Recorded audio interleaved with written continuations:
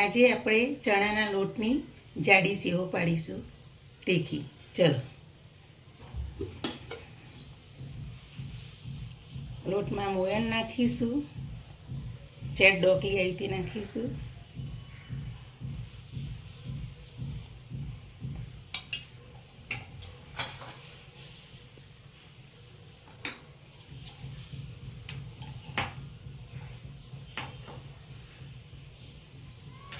અહીંથી નાની ચમચી અજમો હાથથી મસળીને નાખીશું, અડધી નાની ચમચી સંચર પાવડર નાખીશું,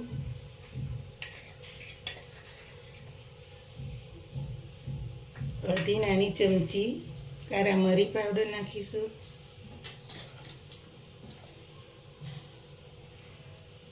મરચું નાખીશું 1 ચમચી,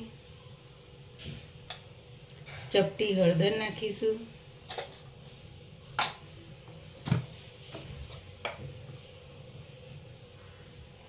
સ્વાદ અનુસાર મીઠું નાખીશું,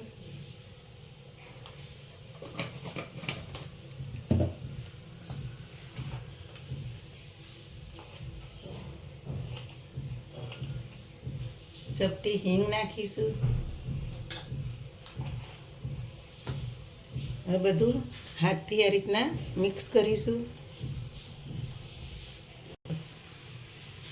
જો આપણે લોટ મસાલા બધું મિક્સ થઈ ગયું, પણ જો અહીંથી મોયણ આટલું નાખવાનું, લોટનો મુઠ્ઠી ભરે ને એવું માપનું. ચપટી ખાવાના સોડા નાખીશું. હવે મિક્સ કરી અને પાણી લઈ આપણે લોટ બાંધીશું. આ રીતના થોડું થોડું પાણી રેડતું જવાનું, બહુ કાઠણ નહીં, બહુ ઢીલો નહીં, એવો લોટ બાંધવાનો.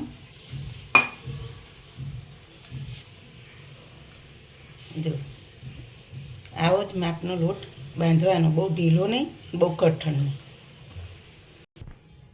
હવે આપણો આ સેવોનો લોટ બંધાઈ ગયો છે. આને આપણે અડધો કલાક રીસ આપીશું, પછી સેવો બનાવીશું. આપણા સેવોનો લોટનો અડધો કલાક થઈ ગયો છે. જો સરસ પલળી ગયો. હવે આપણે સેવો સંચામાં ભરીને બનાવીએ. પહેલાં આ રીતના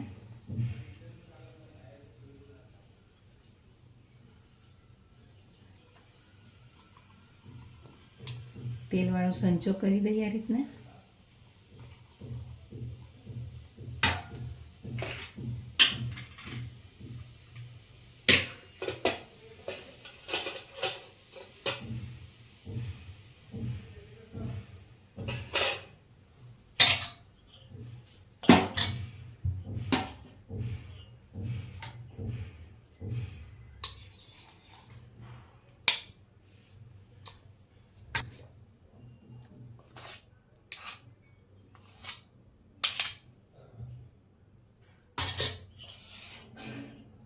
આ રીતના આપણે લોટ ભરી દીધો. પછી ઉપર આ રીતના બીજી જારી મૂકીએ એટલે આપણા સંચામાં લોટ આવો.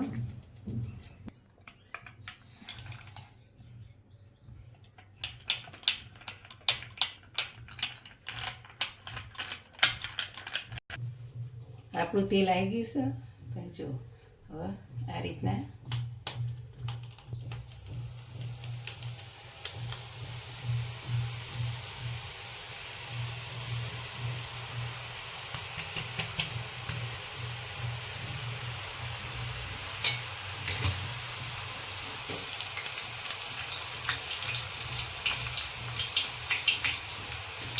એક બાજુ તરાઈ જાય પછી બીજી બાજુ આપણે ફેરવશું.